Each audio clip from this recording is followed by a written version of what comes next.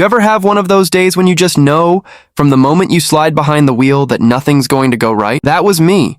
17 years old, running on 3 hours of sleep, hair in a messy bun, sweating in my mom's ancient Ford because the AC died 2 summers ago. I had a learner's permit in my back pocket, a wallet full of air, and a brain buzzing with every driving rule I was supposed to follow. Except, yeah, I was about to break a big one. Picture this. Riverdale. Tiny town with one main street, 3 stoplights, and a population that knows everyone's business. My dad was deployed overseas, and my mom, just 3 days out of back surgery, was pale, hurting, and softly asked if I could pick up her prescription and some groceries. What was I supposed to do? I knew the rule. I wasn't supposed to drive. Alone with just a permit, but rules don't stare you in the face the way your mom's pain does. 10 minutes to the pharmacy. No big deal, I told myself. No one would notice. Except, of course, the universe noticed. I didn't even make it past the second stoplight before red and blue lights flared up behind me, and my stomach dropped so hard I thought it might roll under the brake pedal. I had done everything right, speed, signals, mirrors, but sometimes good intentions don't matter. I pulled over, heart thudding, hands at 10 and 2, just like Dad taught me. Then came Officer Dennison. Gray mustache, tired eyes, zero small talk. License and registration, he said flatly. My fingers trembled as I handed over my learner's permit. You know you can't drive alone, right?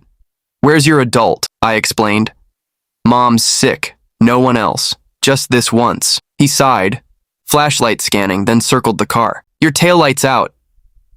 That was news to me. Step out of the vehicle. My legs wobbled as fear iced up my spine. Am I in trouble? I whispered. You're driving illegally, he said.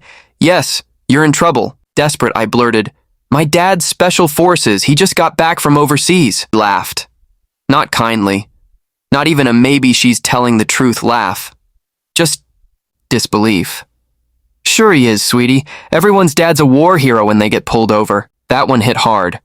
So there I was, standing in the heat, humiliated, people driving by and staring, probably thinking I was some reckless kid. I texted Dad. Got pulled over, Maple Street. Mom needed medicine. Officer Dennison sat in his cruiser, probably digging up more ways to ruin my day. Time dragged. When he returned, ticket machine in hand, he said, You know the rules. You broke them. Sign here. My eyes stung, but I wouldn't cry. Can I wait for my dad before I sign? He rolled his eyes. 10 minutes, then I'm towing the car. Right on cue, my phone buzzed. On my way. Don't sign anything. For the first time, I could breathe. But the base was 20 minutes out. I leaned back, trying to act calm. Cars kept passing. Officer Dennison kept checking his watch. Then I heard it. A deep engine rumble. Black SUV. Government plates. It rolled up slow. Officer Dennison straightened, alert. That your ride? I nodded, dizzy with relief. Out stepped my dad, 6'2", uniform crisp, green beret sharp. The air changed. Even the birds seemed to hush. He walked over, calm and in control. Good afternoon, officer, he said politely. I understand you pulled over my daughter. Suddenly, Dennison looked like he remembered how to respect someone. Sir, I didn't realize... You couldn't have, Dad said firm.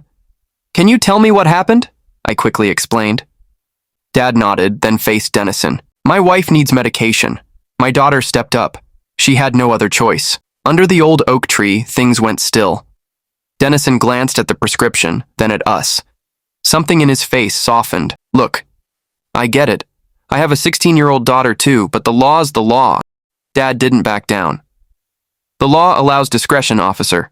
I'm not asking you to ignore it, just to use your judgment. Shockingly, he did. He wrote a warning for the taillight, told us to fix it within 48 hours, and let the rest go with a firm reminder about permit rules. He even gave Dad the number of a support program in case we needed help while Mom healed. You'd think that was the end. But no. As we were leaving, Dennison actually apologized. When you said your dad was special forces, I didn't believe you. That was wrong. And somehow, that stung more than the ticket ever could. I made assumptions, and I shouldn't have. Dad just squeezed my shoulder and said, people see what they expect to see. Later, he told me, it's not right, but sometimes that's just how the world is. We got the taillight fixed at Walker's Auto. The mechanic moved us straight to the front of the line when he saw Dad's uniform. We picked up Mom's medicine, got home just in time for her next dose, and even sat down for lunch together, something we hadn't done in what felt like forever. That afternoon, I asked Dad, "How did you get Officer Dennison to change his mind?" He paused, then said, "Sometimes you just show up as yourself with everything you are. And sometimes that's enough to shift the room." But the thing that really stuck with me wasn't what was said. It was how everything changed once we started seeing each other not as labels or mistakes, but as people. Turns out, Officer Dennison had a brother in the military, a daughter my age. We all walked away from that moment changed. Me, more grounded and a little stronger. Dad, quietly proud. And maybe, just maybe, Dennison walked away a little more open-minded. So what's the point of all this? Maybe it's that rules matter, but so does judgment. Maybe it's that, sometimes, breaking the rules for the right reason takes more courage than following them blindly. Or maybe it's just this.